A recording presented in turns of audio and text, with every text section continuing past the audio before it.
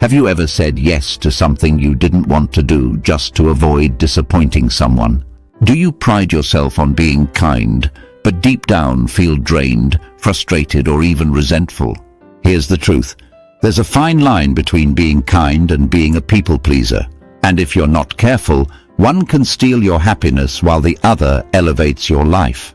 Stick with me, because by the end of this video, you'll discover how to embrace kindness without sacrificing your own well-being, and why breaking free from people-pleasing might just be the most empowering thing you ever do. Hello everyone, and welcome to Inspire Canal Media, your go-to channel for personal development, where we dive into powerful topics designed to unlock your full potential and help you live the life you truly deserve.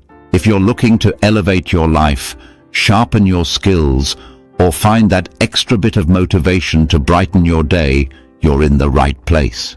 Today's topic hits close to home for many of us. The difference between kindness and people-pleasing. At first glance, the two may seem identical, but they're worlds apart in intention and impact. Kindness comes from a place of generosity and strength. It's about giving freely without expecting anything in return. People-pleasing, on the other hand, is driven by fear of rejection, criticism, or conflict. It's about saying yes, even when it drains you, just to gain approval or avoid upsetting others. So why is this distinction important? Because living as a people-pleaser can lead to burnout, resentment, and a loss of self-identity. But the good news, you can learn to be kind without losing yourself. Let's talk about the challenges people face when they confuse kindness with people-pleasing. Challenge 1. Constant overcommitment. You feel obligated to say yes to everyone and everything, leaving no time for yourself. Challenge 2. Lack of boundaries. You let others dictate your time, energy, and even emotions. Challenge 3. Resentment and burnout. Over time, giving too much without reciprocity drains your energy and builds frustration. Challenge 4. Fear of conflict. You avoid saying no or standing up for yourself because you're afraid of how others will react. Challenge 5. Loss of authenticity. You become what others want you to be instead of staying true to yourself. Does any of this sound familiar? These challenges are common, but they're not insurmountable. The key is understanding where the patterns come from and learning to break free. This video is divided into 4 parts for better understanding and actioning. Part 1. Understanding the core difference. At its core, kindness is rooted in self-respect and balance. You help others because you genuinely want to, not because you feel obligated to. People-pleasing, however, is rooted in self-doubt and fear. You say yes because you fear rejection or want approval. Kindness builds connections. People-pleasing erodes your sense of self. The sooner you see this, the sooner you can start living with purpose and authenticity. Part 2. Why people fall into the trap of people-pleasing. People-pleasing often starts in childhood. Maybe you were rewarded for being the good kid who always put others first. Or perhaps you learned to avoid conflict by agreeing with others. As adults, this pattern continues. In relationships, you compromise too much to keep the peace.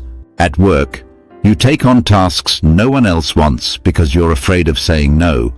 Socially, you agree to plans you're not excited about to avoid disappointing others. But here's the thing.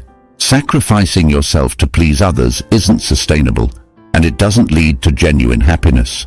Part 3. The power of kindness with boundaries. Kindness is a superpower when it's balanced with boundaries. Here's how you can start being kind without falling into the people-pleasing trap. Pause before saying yes. Ask yourself, am I doing this out of kindness or obligation? Set boundaries. Communicate what you can and cannot do, firmly but respectfully. Practice self-kindness. Treat yourself with the same compassion you show others. Let go of guilt. Remember, saying no doesn't make you unkind, it makes you honest. Surround yourself with supportive people. True friends and allies will respect your boundaries and choices. Part 4. Breaking free from fear. Breaking free from people-pleasing isn't easy, but it's worth it. Every time you set a boundary or choose kindness over obligation, you're reclaiming your power.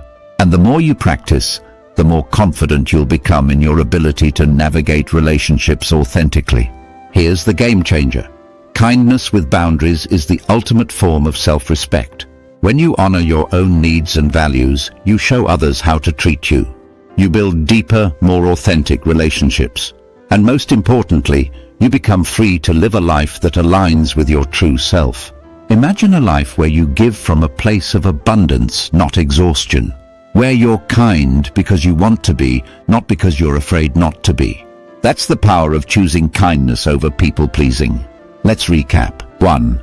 Kindness is giving freely. People-pleasing is giving out of fear. 2. Common challenges include overcommitment, resentment, and a loss of authenticity. 3. You can break free by setting boundaries, letting go of guilt, and practicing self-kindness. The best part? When you choose kindness over people-pleasing, you're not just helping others, you're also helping yourself. Now it's your turn. Where in your life are you confusing kindness with people-pleasing? What's one boundary you can set today to reclaim your energy? Drop your answers in the comments below. I'd love to hear your thoughts. If this video resonated with you, don't forget to like, share, and subscribe for more empowering content. Remember, kindness is a strength. People-pleasing is a habit. And you have the power to choose which one defines you. Thanks for watching, and I'll see you in the next video.